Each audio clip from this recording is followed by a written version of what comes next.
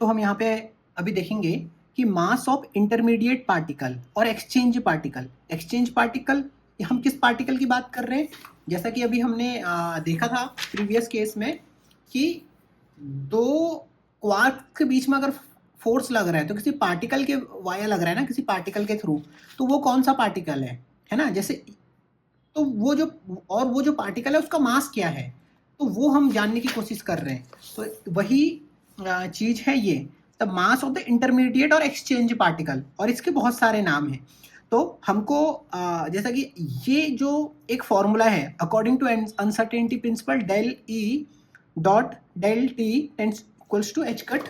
Okay, तो हमें पता है कि अनसर्टेनिटी फॉर्मूला क्या होता है, del X dot del P greater than equals to H cut by 2।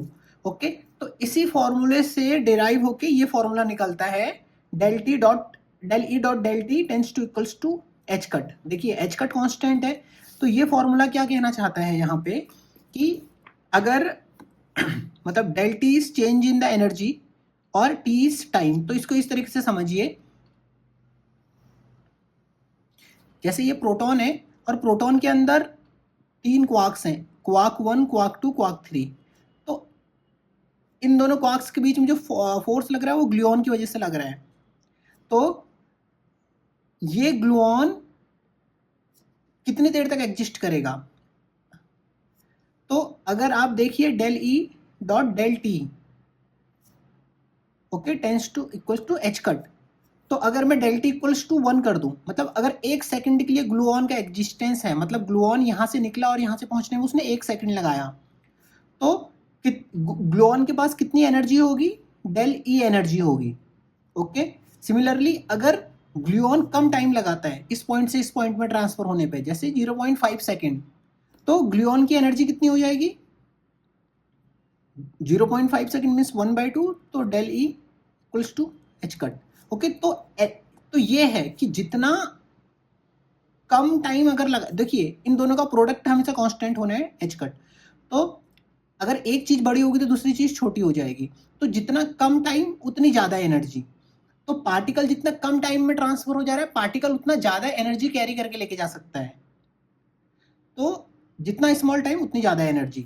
तो ये कॉन्सेप्ट है यहाँ पे। ओके, तो अगर हम यहाँ से डेल ई का टर्म को एच कट के नीचे ले आते हैं, और हमें पता है E equals to M C square होता है, तो del T tends to equals to H cut divided by M C square, this is the mass of exchange particle. Okay,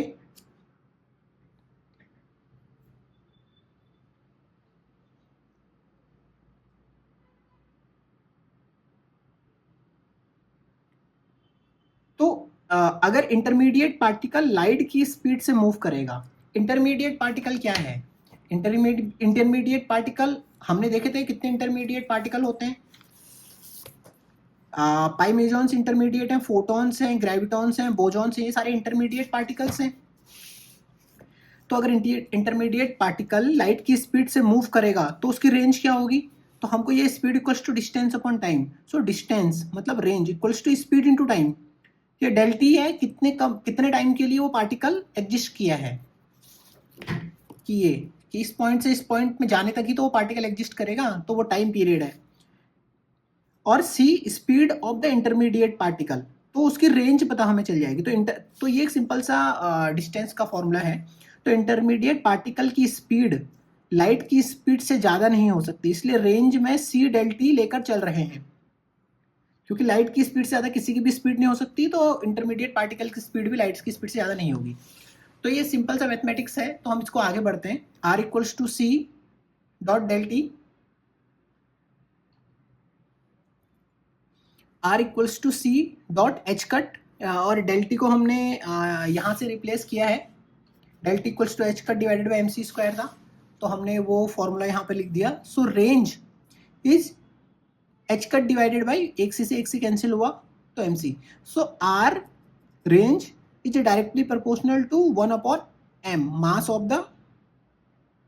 mass of the intermediate particle. So range is inversely proportional to the mass of the intermediate particle. Range मतलब जो अभी मैं जब आपको explain किया था कि तो स्ट्रॉन्ग फोर्स उसके लिए रेंज कितनी है हमारे पास 10⁻⁻15 और इंटरमीडिएट पार्टिकल है पाई मेजॉन्स, तो उसका मास कितना होगा उस पार्टिकल का। तो हम इस फॉर्मूले पे अगर रखेंगे तो हमको पता चल जाएगा, क्योंकि देखिए एच कट हमको पता है, सी हमको पता है, रेंज हमको अगर पता है 10⁻⁻15, तो हम मास ऑफ द पार्टिकल निकाल सकते हैं जो कि 140 MeV/c² आता है पाई मेजॉन्स के केस में। सिमिलरली इलेक्ट्रोमैग्नेटिक केस में हमने बताया था कि इलेक्ट्रोमैग्नेटिक जैसे लाइट एक इलेक्ट्रोमैग्नेटिक रेडिएशन है, ओके।